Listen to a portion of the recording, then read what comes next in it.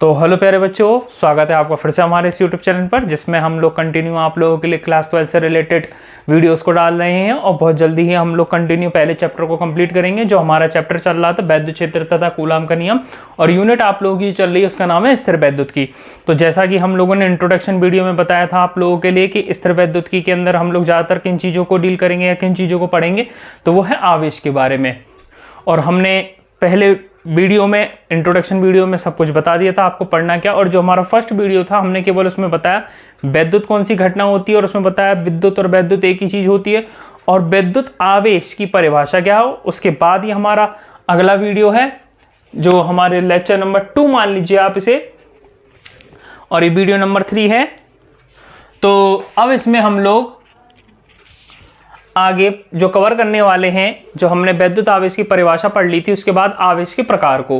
तो वैद्युत आवेश कितने प्रकार का होता है ये समझिए। तो वैद्युत आवेश 2 प्रकार का होता है, एक धन आवेश होता है और ऋण आवेश होता है।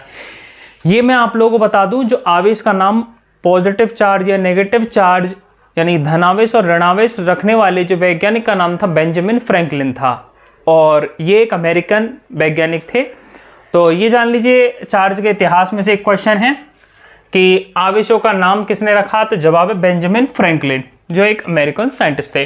तो आगे हम कवर कर रहे हैं। तो अगर आप आगे देखें तो आपको मिलेगा धनावेश की परिभाषा। धनावेश है क्या? किसी पदार्थ पर इलेक्ट्रॉनों की कमी के कारण, किसी पदार्थ पर इलेक्ट्रॉनों की कमी के कारण उत्पन्न आवेश को धनावेश कहते हैं। इसे धन चिन्ह से प्रदर्शित करते हैं। धन आवेश को हम धन चिन्ह से प्रदर्शित करते हैं। उसके बाद अगर आप देख रहे होंगे, यहां मैंने 3 पॉइंट लिखे हैं, और अगर आप जानोगे अभी तक हमने इलेक्ट्रॉन की कोई चर्चा नहीं की, इसके बारे में समझेंगे आगे वीडियोस में, और एक इलेक्ट्रॉन सिद्धांत क्या है।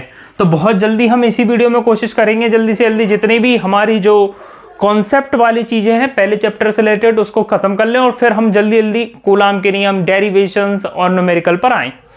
तो अगर आप देखें तो क्या है, इनके जो 3 इंपॉर्टेंट पॉइंट हैं। इलेक्ट्रॉन सिद्धांत के अनुसार धन आवेश परमाणु के नाभिक में उपस्थित अत्यंत सूक्ष्म कण, अत्यंत सूक्ष्म यानी बहुत छोटा एक कण होता है। परमाणु आप जानते होंगे, परमाणु भी बहुत छोटा होता है, उसके अंदर मिलता है।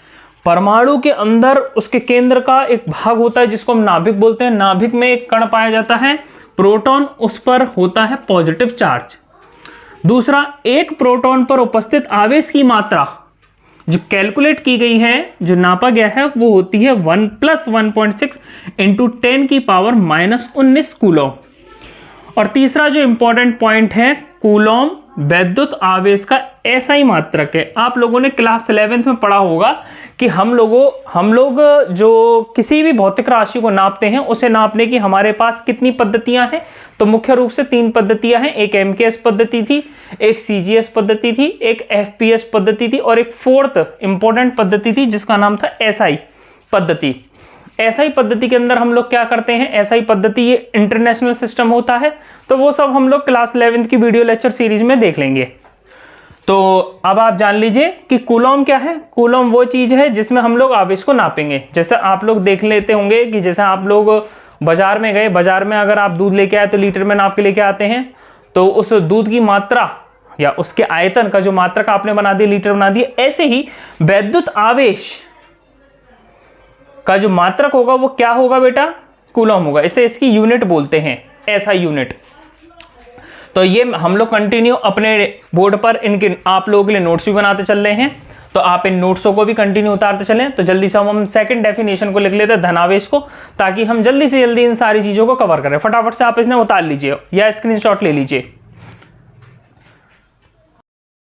तो बच्चों, ऋणावेश की परिभाषा हम लोगों ने बोर्ड पर उतार दी है। ऋणावेश क्या है? किसी पदार्थ पर इलेक्ट्रॉनों की अधिकता के कारण जो आवेश उत्पन्न होता है उसे हम लोग क्या कहते हैं, ऋणावेश कहते हैं। अगर किसी पदार्थ पर कुछ छोटे कण होते हैं जिनके बारे में हम आगे डिस्कशन करने वाले हैं कि ऋणावेश, धनावेश और डिटेल में समझेंगे।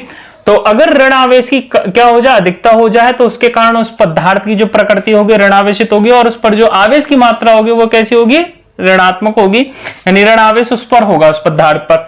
और इसको प्रदर्शित करने के लिए हम लोग ऋण चिन्ह का ज्यादातर उपयोग करेंगे। तो इलेक्ट्रॉन सिद्धांत के अनुसार ऋणावेश परमाणु के नाभिक के चारों ओर निश्चित कक्षा में चक्कर लगा रहे सूक्ष्म कण इलेक्ट्रॉन पर पाया जाता है, और एक इलेक्ट्रॉन पर उपस्थित आवेश की मात्रा कितनी होती है बेटा? 1.6 गुणा 10 की घात -19 कूलम होती है। यानी कि ये जान लीजिए जितना प्रोटॉन पर आवेश होता है उतना ही एक इलेक्ट्रॉन पर आवेश होता है। फर्क कितना है? प्रोटॉन पर उपस्थित आवेश की जो प्रकृति होती है वो धनात्मक और इलेक्ट्रॉन पर उपस्थित आवेश की प्रकृति ऋणात्मक होती है। और एक और बहुत इंपॉर्टेंट पॉइंट है जो आप लोगों के काम आएगा, वो इंपॉर्टेंट पॉइंट क्या है?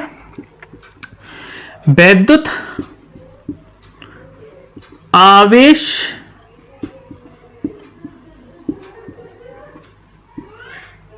का विमीय सूत्र।